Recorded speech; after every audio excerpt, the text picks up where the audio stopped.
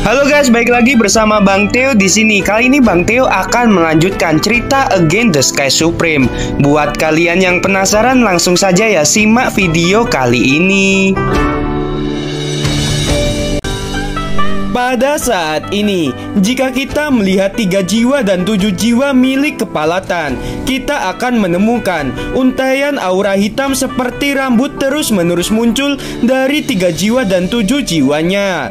1 jam kemudian, Tan Yun melihat tidak ada lagi untaian aura hitam yang keluar. Tan Yun merasa lega ketika dia memasuki 3 jiwa dan 7 jiwa milik Kepala Tan. Qiang Long yang melanggar formasi terlarang tiba-tiba menjadi runtuh. Sebelum Kepala Tan jatuh ke bawah, Tan Yun mengulurkan tangan untuk menangkapnya dan meletakkannya dengan lembut di sofa. Sekarang Tan Yun memeriksa denyut nadinya dan merasa ada getaran meskipun itu masih lemah. Tan Yun melihat kembali ke para tetua dan berkata dengan sedikit kelelahan, "Kalian jangan khawatir, 1 jam kemudian gadis Tang akan bangun."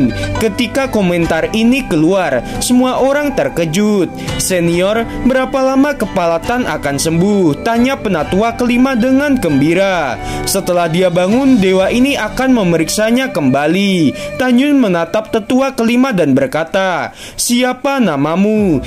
"Chen Sui Yue," kata tetua kelima sambil hormat. "Sui Yue, kamu pergi dan bawa Subing ke sini. Juga biarkan Zhou Wuyun berlutut ke dewa ini. Senior, junior akan segera pergi." Setelah Chen Sui Yue menjawab, Lu Yi ingin mengatakan sesuatu. Dia menjauh dari kamar kerja. "Senior, bisakah Kepala Tang benar-benar bangun?" Tang Taizongde bertanya dengan senyum di wajahnya.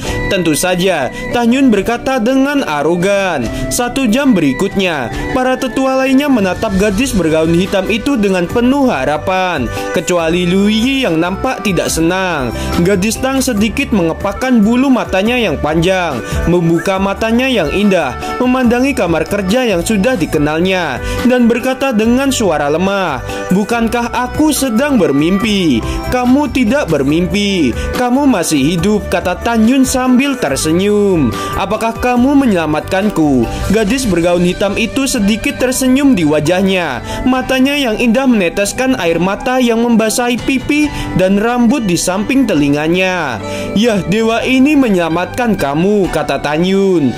"Terima kasih senior, junior berterima kasih karena telah menyelamatkan hidupku." Suara Tan Xinjing sangat lemah. Dia ingin bangun, tetapi tubuhnya yang halus tetap tidak bergerak. Bahkan untuk menggerakkan jarinya sangat sulit. Rasa syukur dan kegembiraan memenuhi hati Tan Xinjing. Dia menatap langsung ke arah Tan Yun dan air mata menetes. "Kepala, para tetua berkumpul satu demi satu. Kepala, Anda membuat kami takut setengah mati." Para tetua takut mengganggu Tan Xinjing, jadi suara mereka sangat kecil saat berbicara. "Semuanya jangan khawatir." Wajah pucat Tan Xinjing dipenuhi dengan kegembiraan. Semua tetua membungkuk dalam-dalam kepada Tan Yun. "Terima kasih senior karena telah membantu kami." Dengan itu para tetua berlutut bersama dan membungkuk pada Tan Yun. Dengan lambaian lengan jubahnya, Lu Yi berlutut menghadap Tan Yun. "Terima kasih senior karena telah membantu kepala divisi." Di dalam hati Lu Yi, dia sebenarnya menginginkan kematian Tan Xinjing. Jika itu terjadi, maka dia bisa naik posisi menjadi kepala divisi gerbang abadi. "Kalian anak kecil, bangunlah." Tan Yun melambaikan tangannya. "Terima kasih senior," para tetua lalu bangkit. "Senior, kamu sebenarnya siapa?" kata Tan Xinjing. "Dewa ini guru Subing," jawab Tan Yun menggunakan suara tuanya. "Subing, penatua kedua." Tan Xinjing sepertinya memikirkan sesuatu.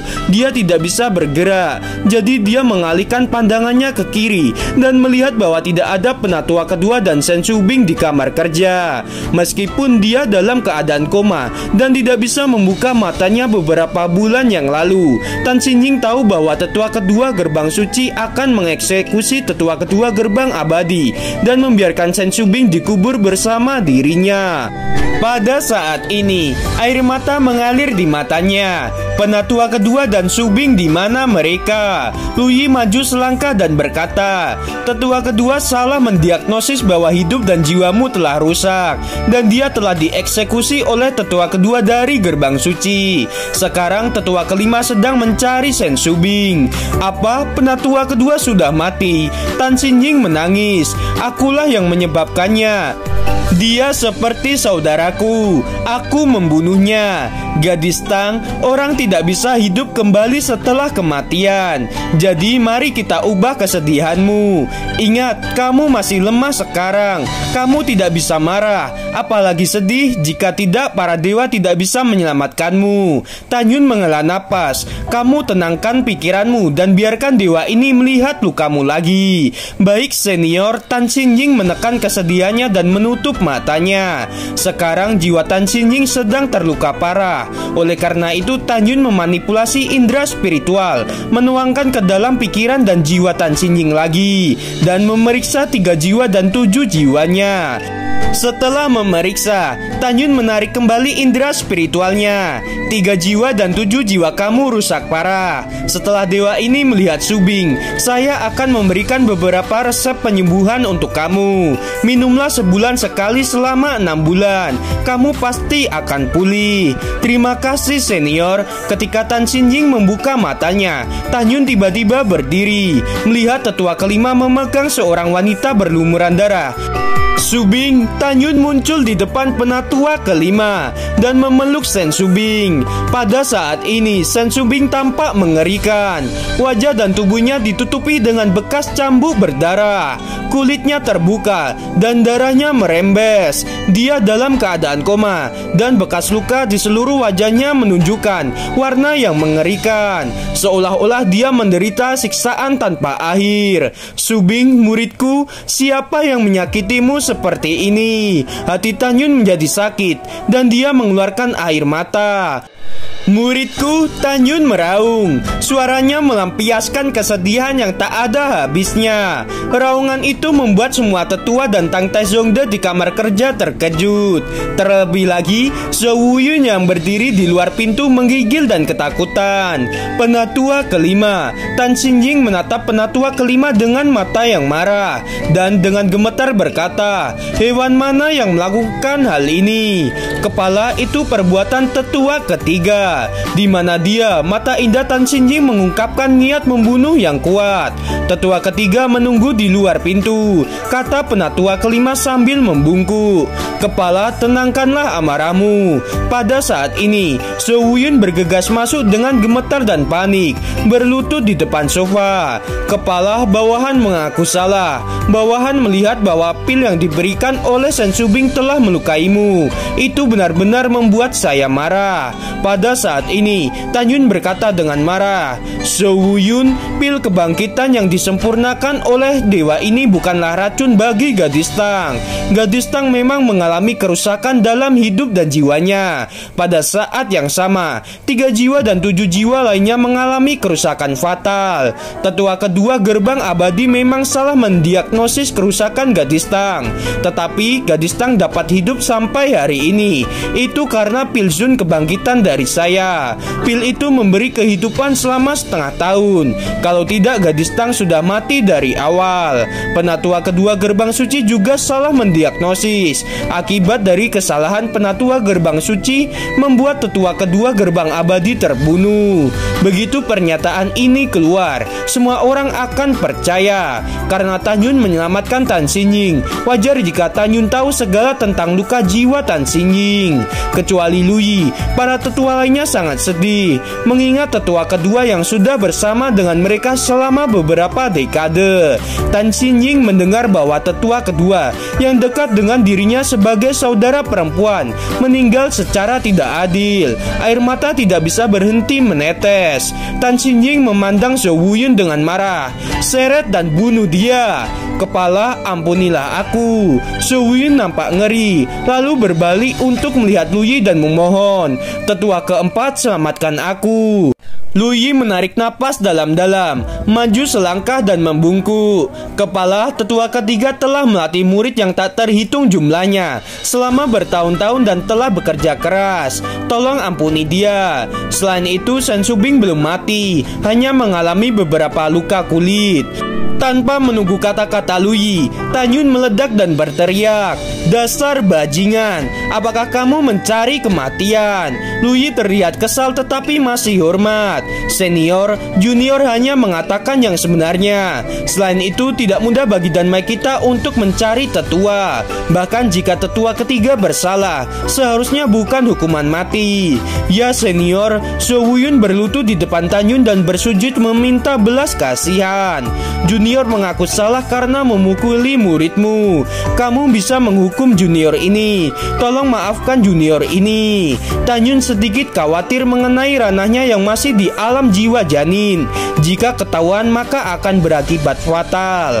Dasar anjing tua. Tanyun mengutuk dan menatap Tan Xingying.